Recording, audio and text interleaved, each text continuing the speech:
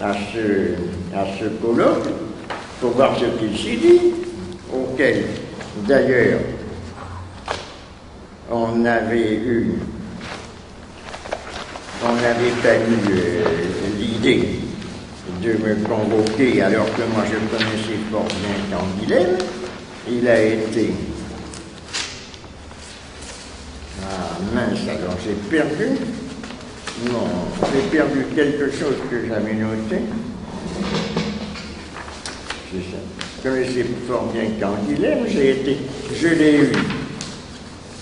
Il était inspecteur général, ce qui est très curieux pour un philosophe. Il était ancien élève de l'école normale. Il a vécu assez longtemps, puisqu'il était contemporain de Sartre. Il est né en 1904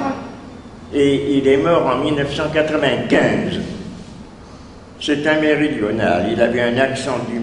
du Midi. Il était né à Castelnaudary et il avait un accent méridional, c'était assez rare. C'était un homme assez original qui a eu une vie curieuse parce qu'il a, ou tout au moins assez rare dans l'enseignement, puisqu'il a été connu comme philosophe, mais d'autre part, il avait passé un doctorat en médecine. Et il est célèbre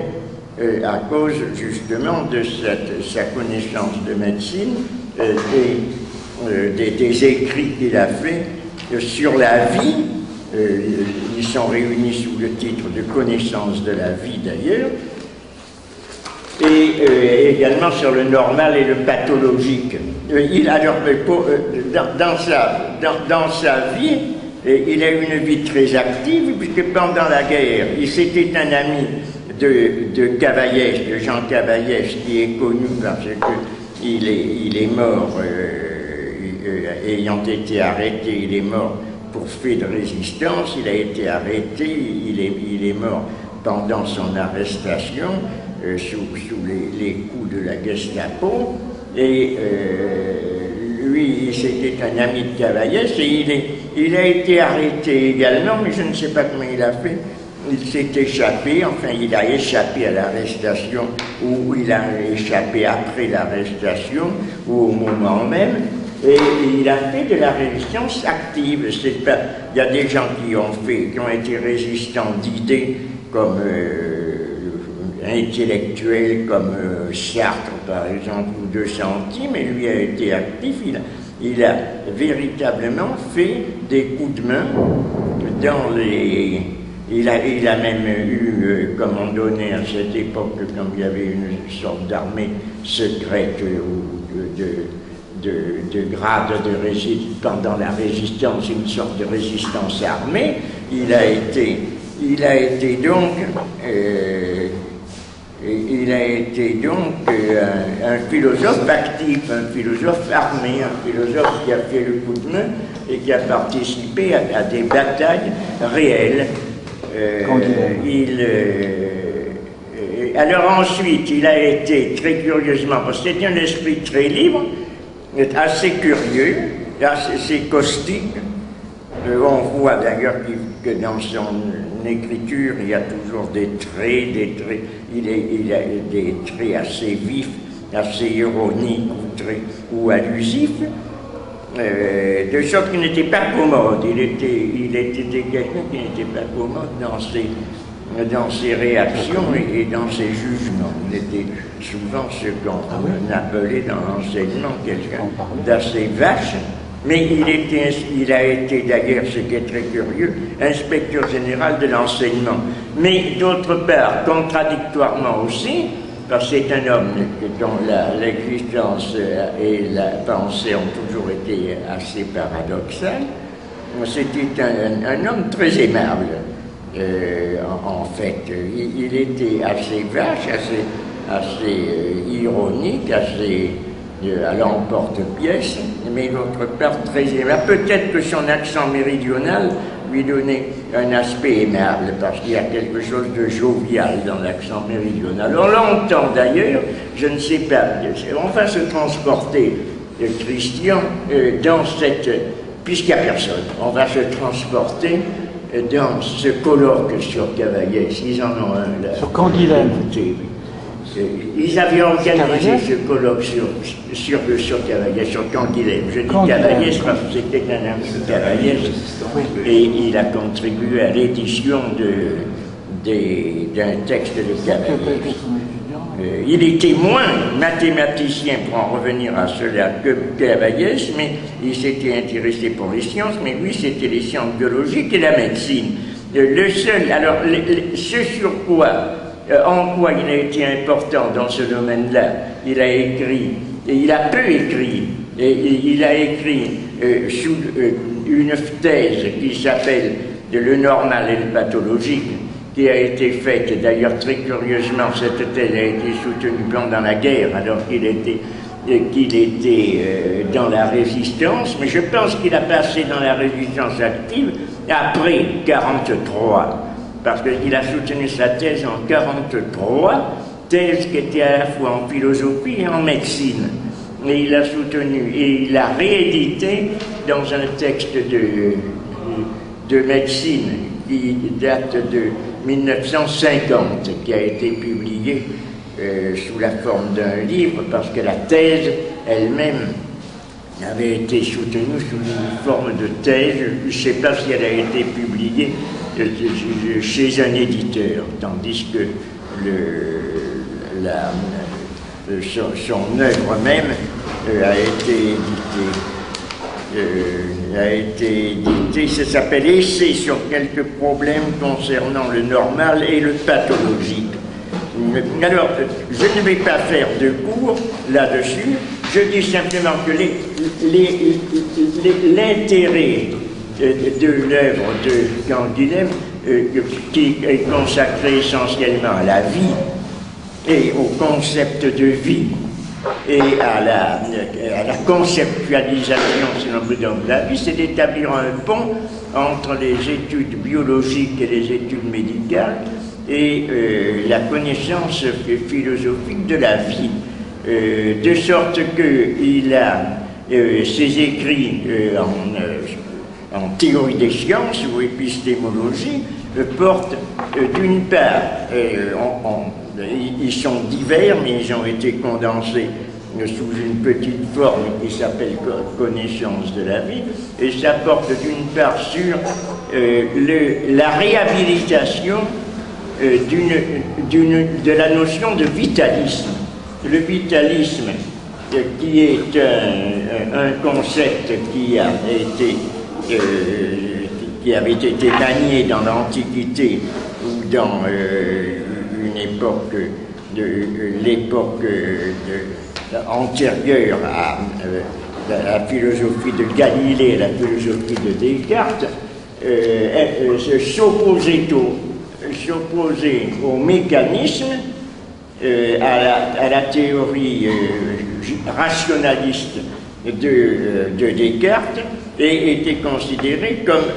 dans ce domaine, donc, en s'opposant au rationalisme cartésien représenté par le mécanisme dans l'explication de la vie, était représenté comme un irrationalisme, ce que est professé par un certain nombre de savants qui ont été rejetés à la Renaissance et surtout au XVIIe siècle, comme ceux qui descendaient de la philosophie aristotélicienne et qui perpétuaient la pensée aristotélicienne, et également celle de Plotin, sous la forme de ce vitalisme de la Renaissance, représenté en particulier par Van Helmont, représenté par Paracelse, et rejeté par la pensée moderne, représentée par Descartes, et la pensée rationaliste, en particulier, et mécaniste du XVIIIe siècle. Mais le vitalisme en tant qu'introduction d'un concept de vie qui était irréductible à l'explication du fonctionnement du vivant uniquement par les lois de la mécanique appliquées en physique et en chimie, physique galiléenne, physique newtonienne, chimie de Lavoisier, a continué à persister en médecine, y compris chez les tenants de la médecine expérimentale comme Claude Bernard, ou plus récemment, mais dans cette lignée,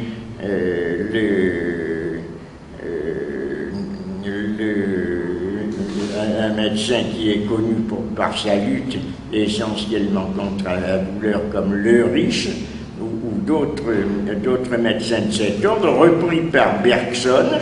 d'ailleurs, dans sa lutte contre son opposition au mécanisme dans l'évolution créatrice. Et un des aspects intéressants de la pensée de Canguilhem, c'est d'avoir repris cette notion de vitalisme, de lui avoir donné un sens positif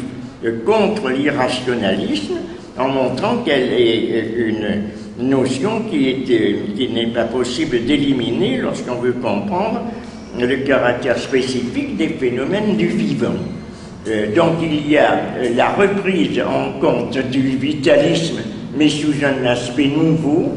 qu'il relie essentiellement à une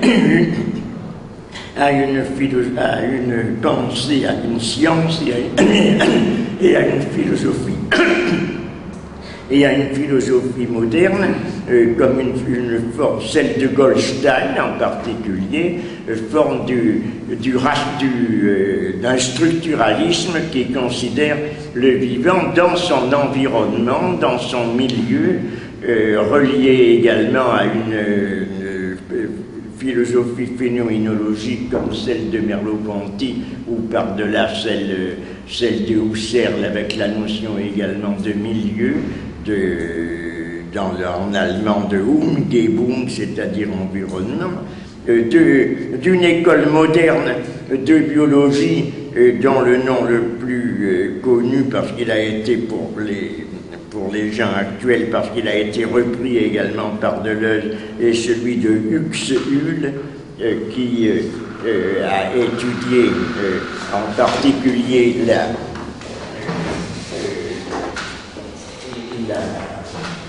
la spécificité du vivant.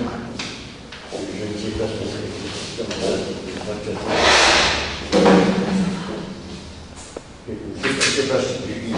c'est parce qu'il est allemand ou s'il est allemand. La spécificité du vivant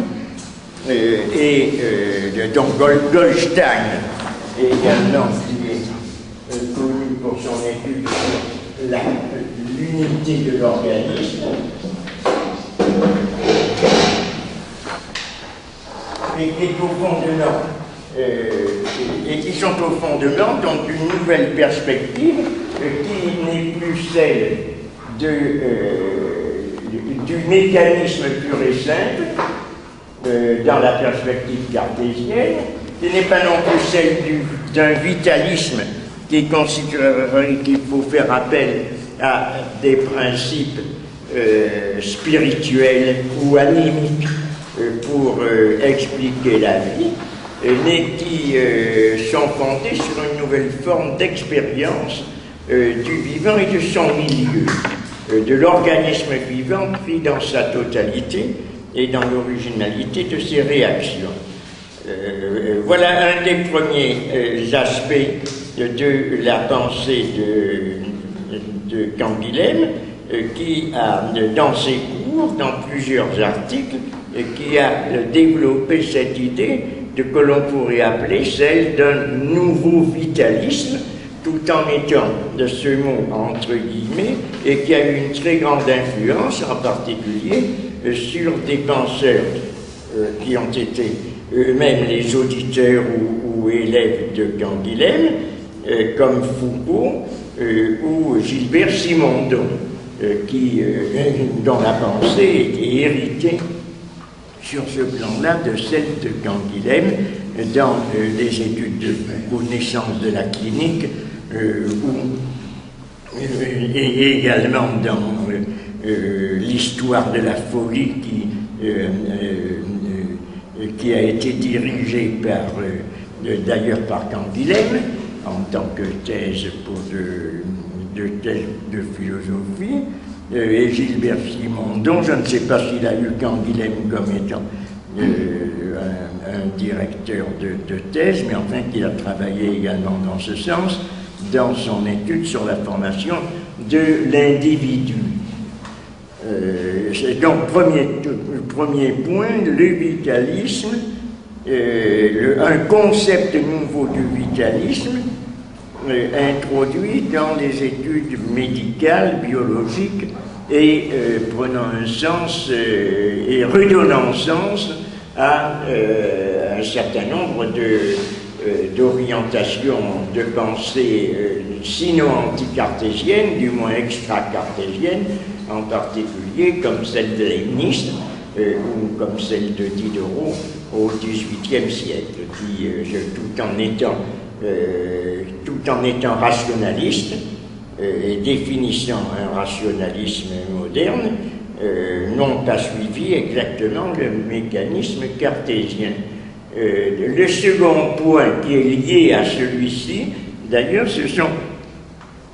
c'est l'étude de la formation de l'individualité, c'est-à-dire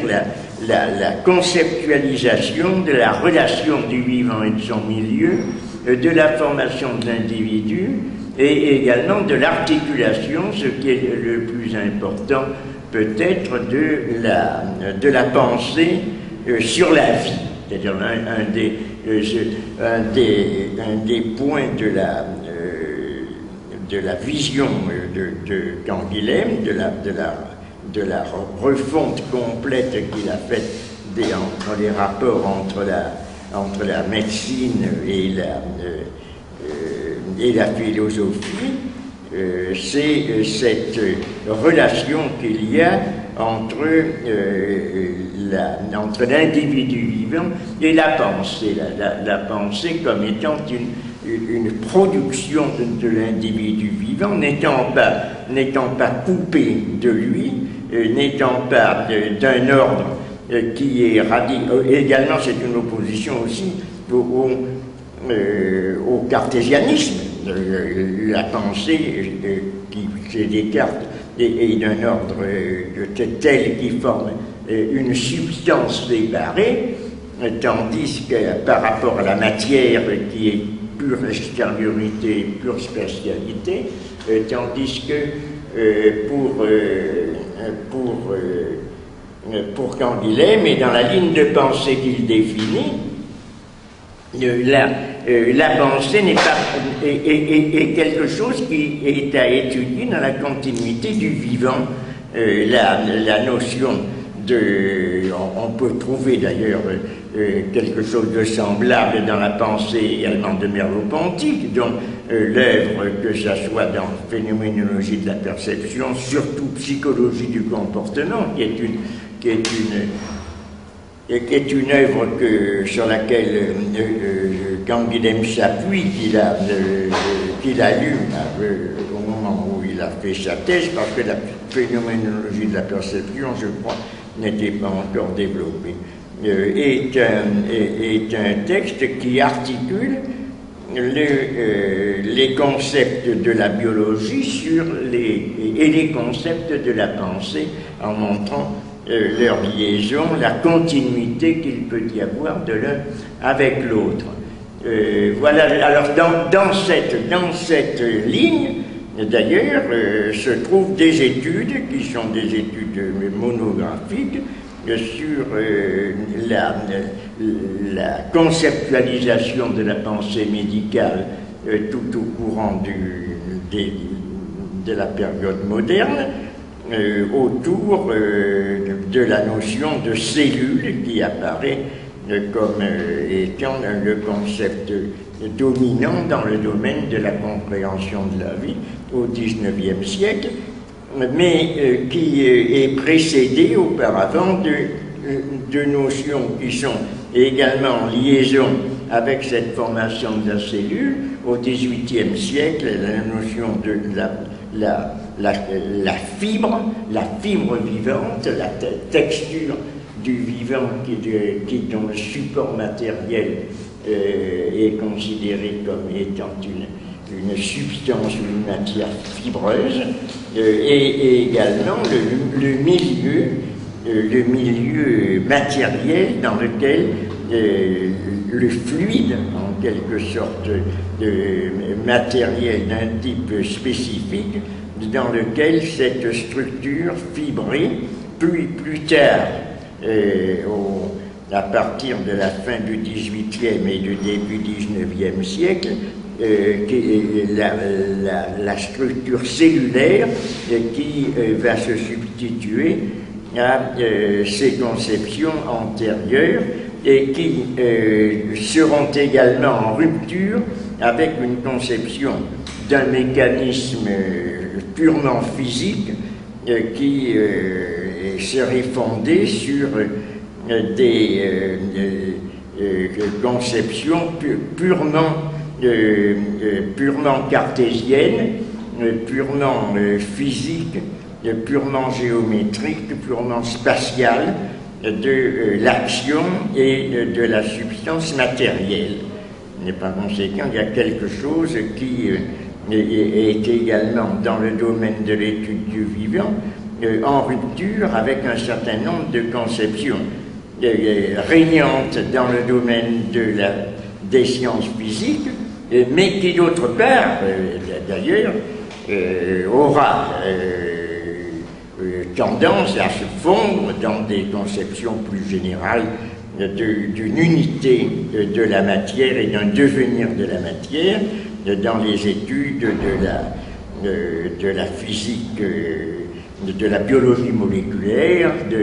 dans les études qui seront fondées sur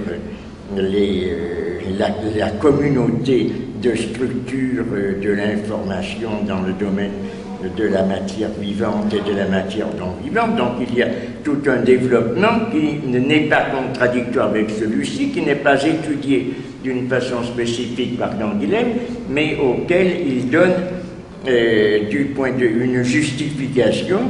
et des fondations du point de vue épistémologique, c'est-à-dire du point de vue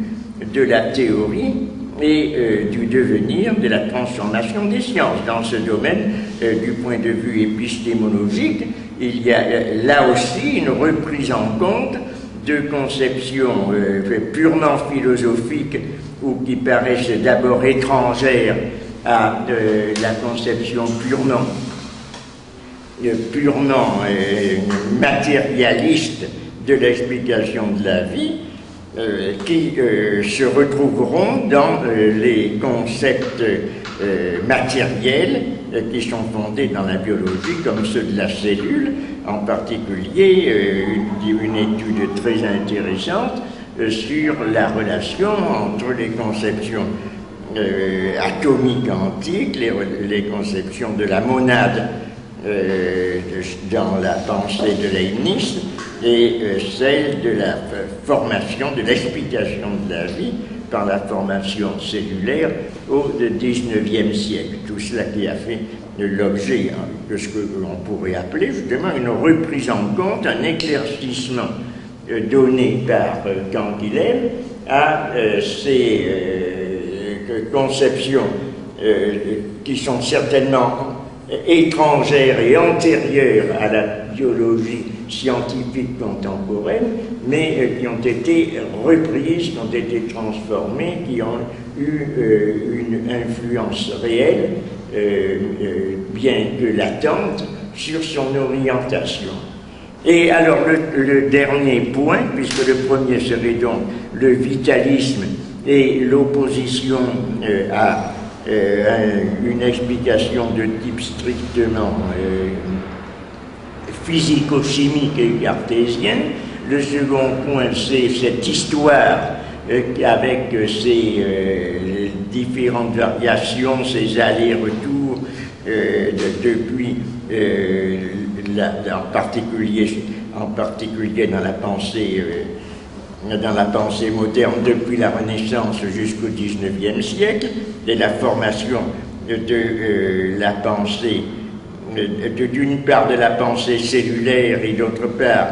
de la relation entre le vivant et son milieu. Et le dernier aspect, je schématise, donc effectivement il y a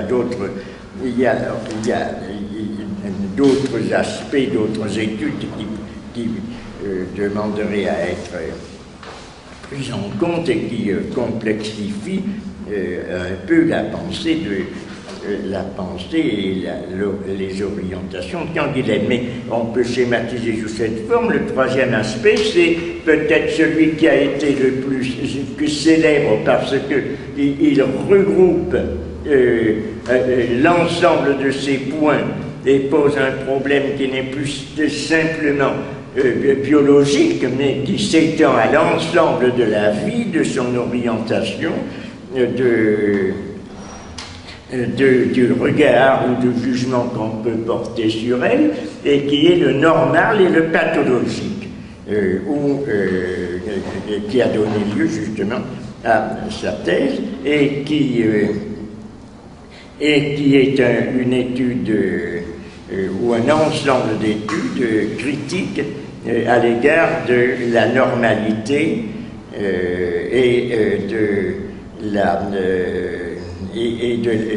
de l'appréciation également que l'on peut avoir du caractère ou non pathologique de la normalité, de l'extension des concepts de normal, d'anormal, de maladif, de pathologique, en montrant la relativité de ces notions, en montrant la liaison que peuvent avoir ces notions avec l'appréciation des milieux dans lesquels peut exister le vivant, la relation entre le vivant et son milieu, de nouveau, et qui peuvent se résumer justement sur la forme que on ne peut pas considérer d'une façon objective comme un absolu la normalité du vivant et sa pathologie, étant donné les formes de transformation, les modes de transformation, les adaptations diverses, la relativité des appréciations. Donc le normal et le pathologique entrent dans un ensemble qui ne peut pas être l'objet d'une connaissance scientifique objective, mais est l'objet d'un concept qui est à la fois d'appréciation sociologique, morale et biologique, et qui fait que le normal prend son origine non seulement dans une appréciation d'ailleurs de conscience, mais à l'intérieur même d'un dynamisme de la vie. La vie est dans son essence, dans son origine, dans son évolution, quelque chose de normatif. Elle ne peut pas être comprise en dehors d'un certain nombre de valeurs qui la mettent dans la situation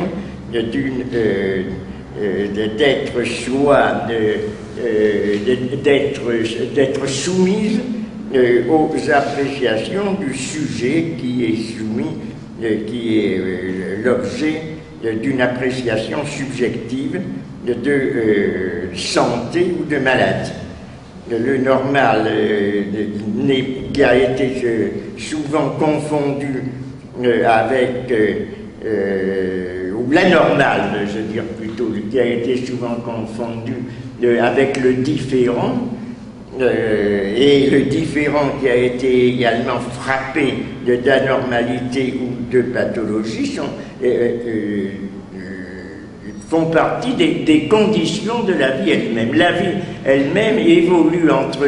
une perpétuelle oscillation de normalité et d'anormalité dans la mesure où elle existe dans l'individuel ou le singulier et non pas dans la généralité d'un principe. Il n'y a dans la vie que des différences et que des individus. Il n'y a pas de généralité qui permette de dresser un tableau de la normalité absolue comme de la normalité absolue. J'y reviendrai d'ailleurs par des analyses ou lectures de textes, mais je termine là-dessus parce que peut-être l'orientation des études de Canguilhem est-elle fondée sur cette considération, sur ce qui peut être considéré comme l'aboutissement et à la fois la concentration de ces recherches. Au fond, il est certain que s'il a consacré sa thèse à ce problème du normal et du pathologique, c'est que se concentre là un ensemble qui définit à la fois le caractère spécifique de la biologie, de la médecine et son orientation, c'est-à-dire le normal et le différent. Enfin, le normal et le différent, l'anormal et l'étrange, et l'insolite, le jugement de valeur et le jugement de réalité, c'est-à-dire l'appréciation d'un fait.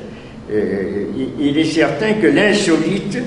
l'anormal qu'il vaudrait mieux nommer à ce moment-là anormal, selon une terminologie que Canguilhem reprend à son compte, mais qui est une terminologie plus ancienne qui ne s'est pas implantée dans la langue. L'anormal est souvent identifié, je veux dire, on identifie sous la forme d'anormal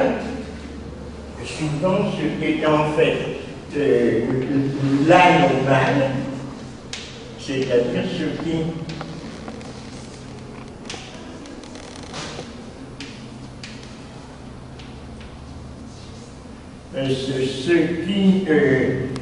correspond à une différenciation. L'anormal, c'est ce qui est exceptionnel, qui est insolite, ou différent.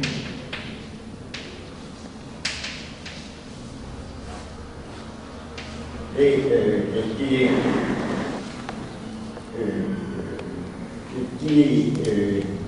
mis sur le même plan que l'anormal, qui dépend d'une valeur, c'est-à-dire qui est une différence, et une appréciation, une appréciation dans le fonctionnement, ou une dépréciation.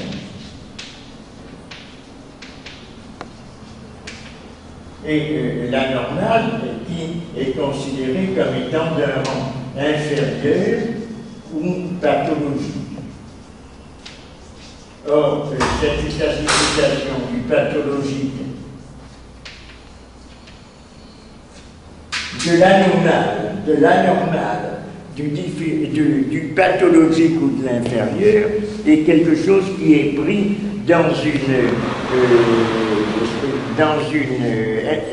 dans un ensemble complexe, dans une intrication, on va dire si on peut utiliser ce mot, qui est un peu rare, un peu bizarre, mais enfin ils sont mélangés l'un avec l'autre de telle sorte que très souvent on passe de la différence ou de l'originalité à la normalité, à la dépréciation et à la pathologie. C'est dans ce contexte que Canguilhem introduit son analyse différentielle très subtile sur les distinctions que l'on doit faire à la fois dans le domaine purement médical et le domaine de la pathologie physique, et également, et surtout d'ailleurs, dans le domaine de la pathologie psychique. Il y a peut-être dans ce domaine-là qu'il a montré le plus d'originalité dans son orientation critique, et que son œuvre a eu une influence la plus grande sur la pensée de Michel Foucault, en particulier dans son Histoire de la folie, ou dans ses autres œuvres, La vie des hommes infâmes, ou l'origine de la psychiatrie, etc., dans tout l'ensemble de ses cours, pour montrer comment c'est, ou dans Surveiller et punir également, comment ces concepts se sont mélangés et ont constitué ces catégories qui ont été soumises à la fois au jugement moral, au jugement social, à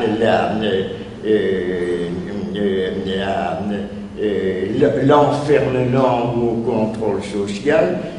sous les formes dans les différents aspects de la psychiatrie, de la psychopathologie, etc. Je termine sur ce plan-là parce que il pourrait servir également d'introduction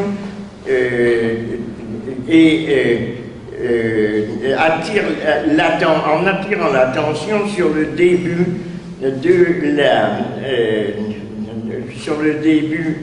de sa thèse de médecine sur le normal et le pathologique. Je ne sais pas si ça se trouve dans la première édition, mais je crois, puisqu'il dit qu'il a repris dans la deuxième édition de 1950 ce qu'il avait mis dans son édition originale de sa thèse de 1943.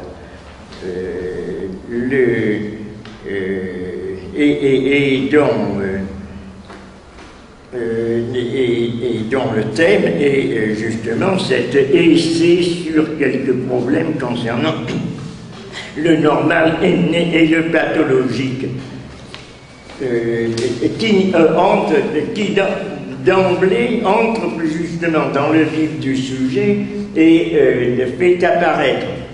d'une façon, mais d'une façon qui sera éclaircie petit à petit, mais qui, au premier abord, n'est pas totalement explicité, ce problème de la relation entre le normal, l'anormal, le différent, le pathologique, ce qui doit être donc l'objet d'une appréciation ou d'une dépréciation, ce qui doit être soumis à une thérapie ou non. C'est un peu le style de Canguilhem qui est toujours très elliptique, très serré et qui laisse souvent qui procède souvent par allusion plutôt que par excès de développement, ce qui en fait l'intérêt justement et qui en fait la valeur suggestive. Je ne lis que la première phrase parce que c'est elle qui me semble intéressante et qui pose une question relativement à l'orientation, à la pensée, aux intentions de Canguilhem et à la signification de son texte. Le problème, c'est l'introduction de ce texte. Le problème des structures et des comportements pathologiques chez l'homme est immense. Un pied beau,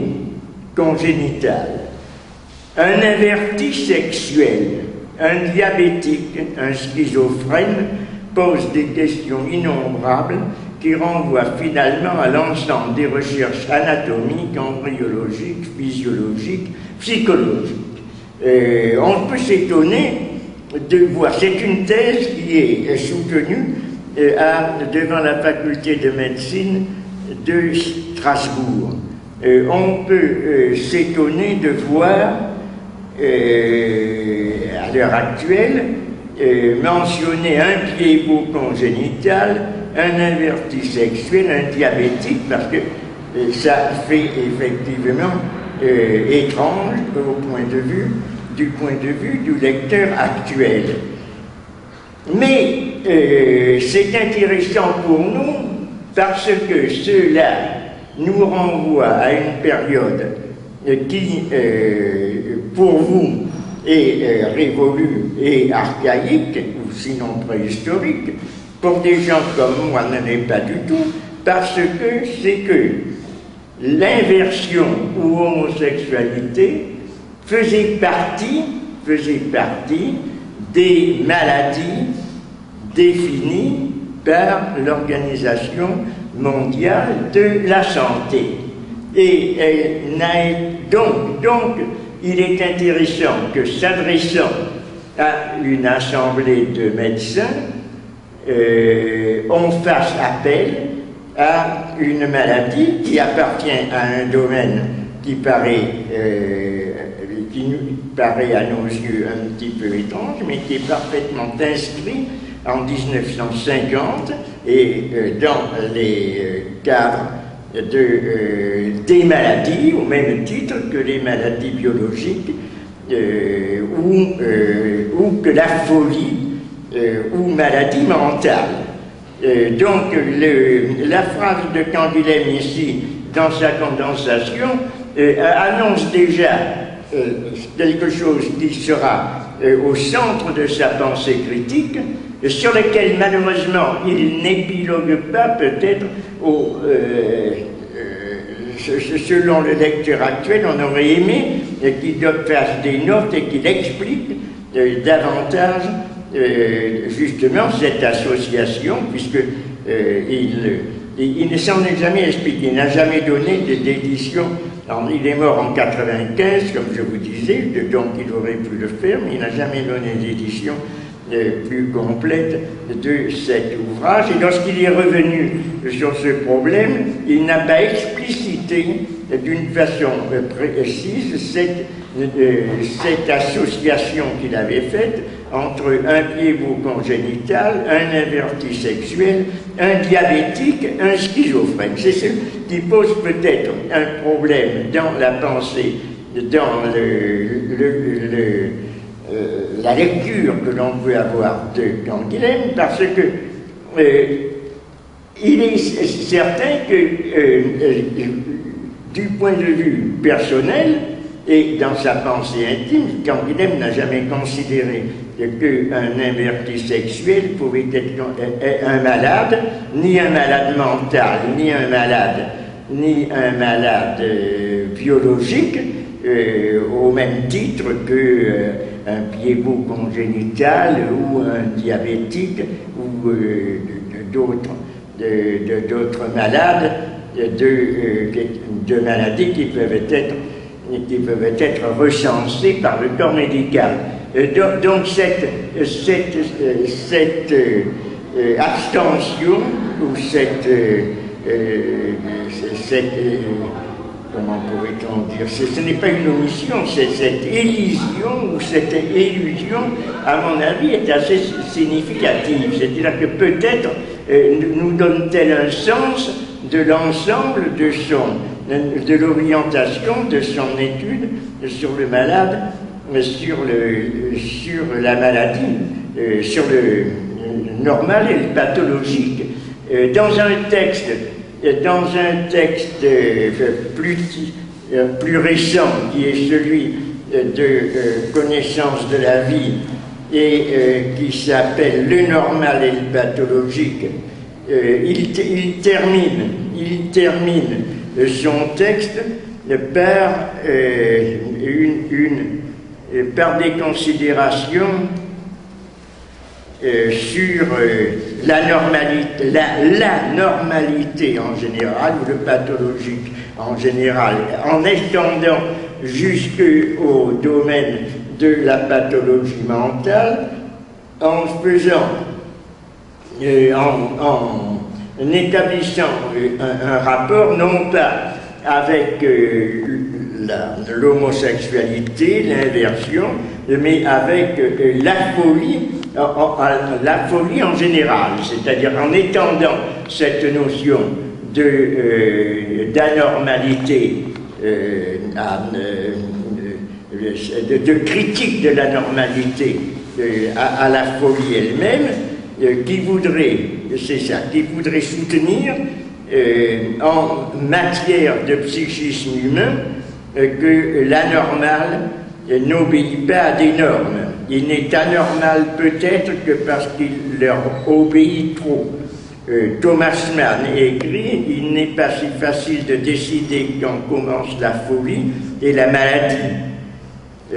L'homme de la rue, le dernier, à pouvoir décider de cela. Et combien plus perspicace nous paraît Thomas Mann, lorsque par une rencontre sans doute voulue avec Nietzsche, il prononce « Il faut toujours qu'il y en ait un qui ait été malade », et c'est extrait du docteur Faustus. Il faut toujours qu'il y en ait un qui ait été malade et même fou pour que les autres n'aient pas besoin de l'être.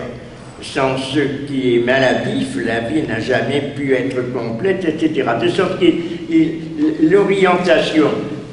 générale de ces réflexions de Canguilhem sur le malade, sur le normal et pathologique, c'est bien la mise en question du normal lui-même, et à plus forte raison, la mise en question du différent. On pourrait se poser la question, mais je ne la poserai pas parce que ça serait même encore considéré comme étant une allusion mal intentionnée à l'égard de Canguilhem, si Canguilhem n'a pas écrit tous ses livres, parce que lui-même, pour la défense de l'homosexualité, c'est-à-dire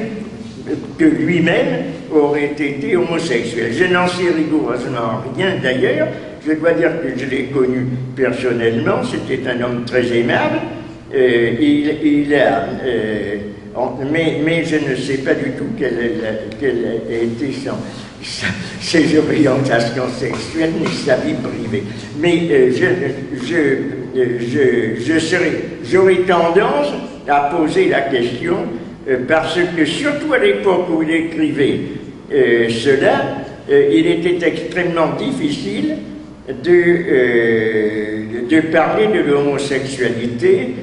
Foucault lui-même ne l'a fait que fort tard et ne l'a pas fait du tout lors de ses premiers écrits ni de ses thèses. Barthes ne s'est résolu à parler de l'homosexualité également que fort tard, vers la fin de sa vie, non pas qu'il pensait mourir, puisqu'il est mort accidentellement, donc la fin de sa vie ne veut rien dire du tout, mais enfin, ça ne veut pas dire qu'il aurait eu l'intention d'en parler avant de mourir. Non, mais c'est du point de vue du temps, simplement c'est fort tard qu'il a, et presque accidentellement, qu'il a été amené à parler de son homosexualité. Donc il y avait beaucoup de gens qui ne l'ont pas fait, et même explicitement, même quelqu'un qui a été connu très explicitement comme homosexuel, comme Jean Cocteau, n'a parlé d'homosexualité d'une façon ouverte et explicite, que d'une façon, n'en a jamais parlé, veux-je dire, et n'en a parlé que d'une façon clandestine, dans un livre blanc qui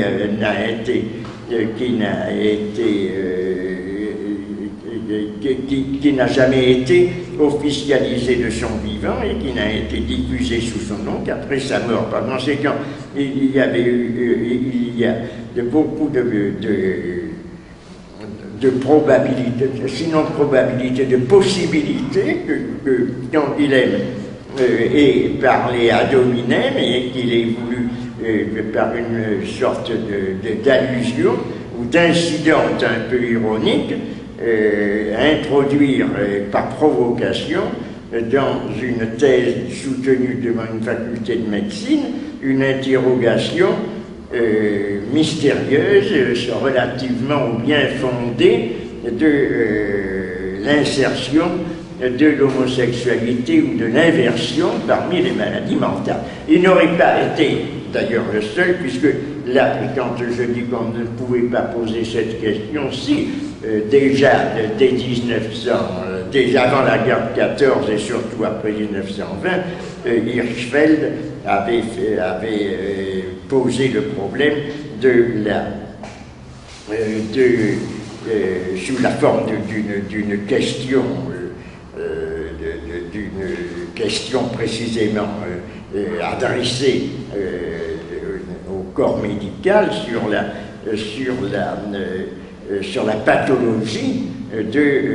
l'homosexualité. Question à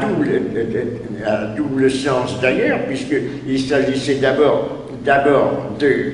dégager l'homosexualité, de la libérer de sa réprobation et de sa condamnation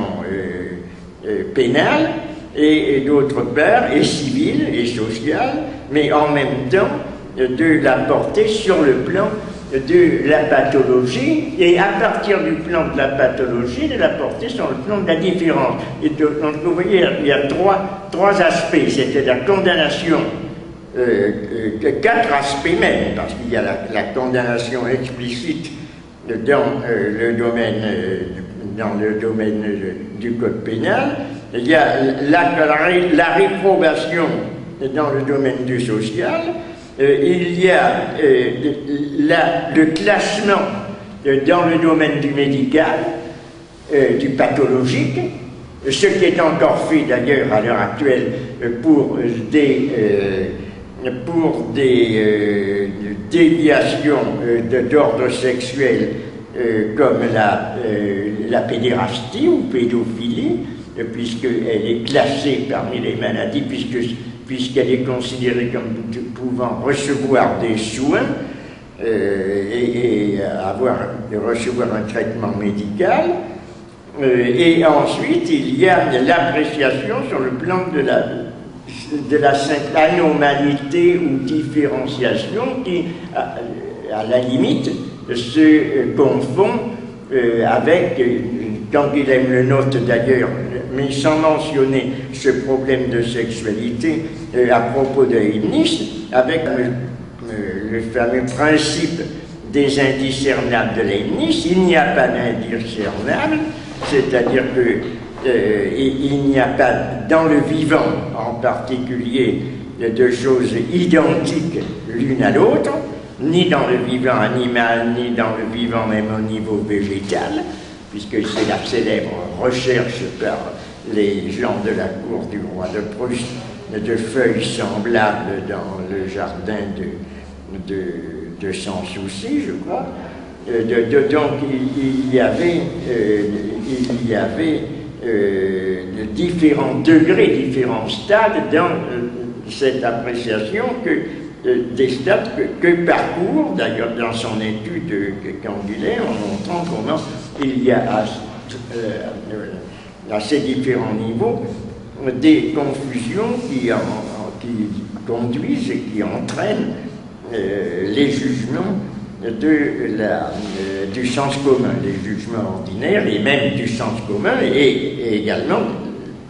aussi les jugements scientifiques à l'emporte-pièce qui sont portés sur ces questions. Il faut que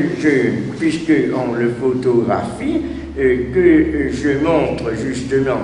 et parce qu'il y a beaucoup de gens qui ignorent cela, que l'Organisation mondiale de la santé a émis le jugement, un jugement depuis 1950, justement sur ce problème de l'homosexualité. L'homosexualité n'est pas une maladie. L'homosexualité, je le lis, a été couramment considérée comme une maladie par les psychologues et les médecins de la fin du XIXe siècle. C'est Magnus Hirschfeld qui, dès 1931, tente de démontrer que l'homosexualité est constitutionnellement déterminée, innée et non modifiable. Maintenant, là, à ce niveau-là, il y a la question est peut-être plus complexe, puisque tout en la considérant comme ne relevant pas du domaine médical, Hirschfeld n'affirme pas qu'elle n'est pas traitable. De la même façon, les psychanalystes n'ont pas considéré qu'elle était une maladie. Chez Freud, on ne dit pas qu'elle soit une maladie au sens propre, mais cependant, elle peut être traitable. Tandis que dans le cas de cette affirmation de la maladie mentale, c'est quelque chose c'est une prise de position différente, c'est-à-dire qu'elle n'appartient pas à la maladie, donc elle ne doit pas être, elle n'est pas traitable d'une part, et donc elle ne peut pas être soignée, elle ne relève pas de la compétence médicale. Bien sûr, le débat est toujours d'actualité. Je continue à lire cette notice que j'ai trouvée purement et simplement sur l'Internet, dans une notice établie par l'Encyclopédia Universalis et reprise par Wikipédia. Mais désormais, on ne considère plus l'homosexualité comme une maladie mentale, comme une anomalie mentale. Ah. Elle est isolée de toute symptomatique, parce que là également, on franchit peut-être des stades qui ne sont pas toujours franchis par le corps médical ni par tout le monde. Parce qu'on dit d'une part, la maladie est une manière de dépénaliser. Bon, donc il y a dépénalisation donc de l'homosexualité à ce moment-là, mais en même temps, elle peut être une maladie. Mais si elle n'est pas une maladie, elle peut être également quelque chose comme étant une anomalie, parce qu'une anomalie n'est pas nécessairement non plus une anormalité. Ça peut être une anomalie, mais qui n'est pas quelque chose qui est purement différentiel et qui n'est pas nécessairement pathologique. Donc il y a peut-être là des choses qui seraient à compléter du point de vue de l'analyse entre le pathologique, l'anormal et l'anomale. Elle est isolée de toute symptomatologie psychopathologique, comme l'affirmait le psychiatre américain Brill dès 1913. Il affirmait donc qu'elle est isolée, il n'affirmait pas qu'elle était liée à une symptomatologie psychopathologique, il affirmait dès 1913 qu'elle était isolée de toute symptomatologie psychopathologique. Dans le domaine psychanalytique, c'est moins sûr, c'est moins précis. Il est certain que si l'on voit les écrits de Freud, qui datent d'ailleurs d'avant 1913, étant rangée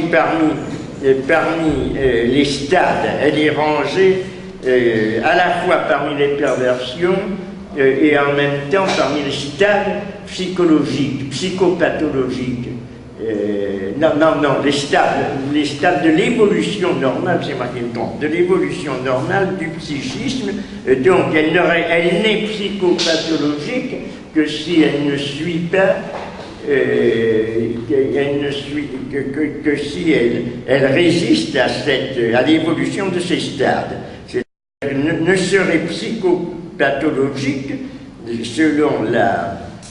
la conception psychanalytique que la conservation d'un stade antérieur dans un stade intégratif, dans un stade ultérieur de l'évolution du psychique. Sur Cavaillès, sur Canguilhem. Je dis Cavaillès parce que c'était un ami de Cavaillès et il a contribué à l'édition d'un texte de Cavaillès. Il était moins mathématicien, pour en revenir à cela, que Cavaillès, mais il s'était intéressé pour les sciences, mais lui c'était les sciences biologiques et la médecine. Le seul, alors, ce sur quoi, en quoi il a été important dans ce domaine-là, il a écrit, et il a peu écrit, et il a écrit sous une thèse qui s'appelle « Le normal et le pathologique », qui a été faite, d'ailleurs très curieusement, cette thèse a été soutenue pendant la guerre, alors qu'il était dans la résistance, mais je pense qu'il a passé dans la résistance active après 1943, parce qu'il a soutenu sa thèse en 1943, thèse qui était à la fois en philosophie et en médecine. Et il a soutenu, et il a réédité dans un texte de médecine qui date de 1950, qui a été publié sous la forme d'un livre, parce que la thèse elle-même avait été soutenue à ce colloque, pour voir ce qu'il s'y dit, auquel d'ailleurs on n'avait pas eu l'idée de me convoquer alors que moi je connaissais fort bien Canguilhem. Il a été... Ah mince, alors j'ai perdu. Non, j'ai perdu quelque chose que j'avais noté. C'est ça. Je connaissais fort bien Canguilhem, je l'ai eu. Il était inspecteur général, ce qui est très curieux pour un philosophe. Il était ancien élève de l'école normale, et il a vécu assez longtemps, puisqu'il était contemporain de Sartre. Il est né en 1904 et il est mort en 1995.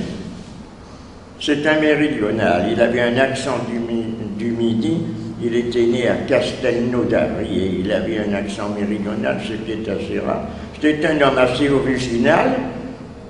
qui a eu une vie curieuse parce que très assez vif, assez ironique ou allusif, de sorte qu'il n'était pas commode. Il était quelqu'un qui n'était pas commode dans ses réactions et dans ses jugements. Il était souvent ce qu'on appelait dans l'enseignement quelqu'un d'assez vache. Mais il a été d'ailleurs, ce qui est très curieux, inspecteur général de l'enseignement. Mais d'autre part, contradictoirement aussi, parce que c'est un homme dont l'existence et la pensée ont toujours été assez paradoxales, c'était un homme très aimable. En fait, il était assez vache, assez ironique, assez... à l'emporte-pièce, mais d'autre part très aimable. Peut-être que son accent méridional lui donnait un aspect aimable, parce qu'il y a quelque chose de jovial dans l'accent méridional. On l'entend d'ailleurs, je ne sais pas, on va se transporter, Christian, dans cette... puisqu'il n'y a personne, on va se transporter dans ce colloque sur Cavaillès. Ils en ont un là. Sur Canguilhem. Ils avaient organisé ce colloque sur Appé, enfin il a échappé à l'arrestation, ou il a échappé après l'arrestation, ou au moment même, et il a fait de la résistance active. Il y a des gens qui ont été résistants d'idées, comme intellectuels, comme Sartre par exemple, ou De Santi, mais lui a été actif. Il a véritablement fait des coups de main dans les... Il a même eu, comme on donnait à cette époque, comme il y avait une sorte d'armée secrète ou de grade de résistance, pendant la résistance, une sorte de résistance armée. Il a été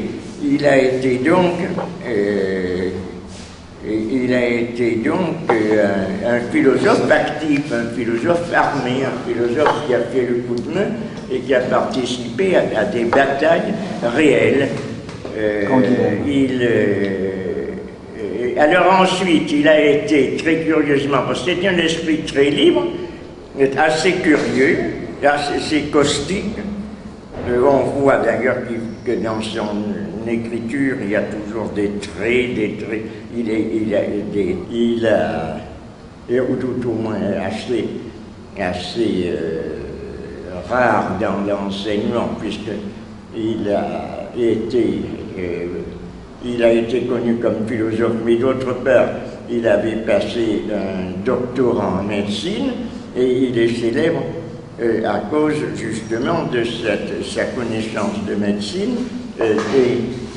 des écrits qu'il a fait sur la vie. Ils sont réunis sous le titre de Connaissance de la vie d'ailleurs, et également sur le normal et le pathologique. Dans sa vie, il a eu une vie très active, puisque pendant la guerre, c'était un ami de Cavaillès, de Jean Cavaillès, qui est connu parce qu'il est mort, ayant été arrêté, il est mort pour fait de résistance, il a été arrêté, il est mort pendant son arrestation, sous les coups de la Gestapo, et lui, c'était un ami de Cavaillès, et il a été arrêté également, mais je ne sais pas comment il a fait, il s'était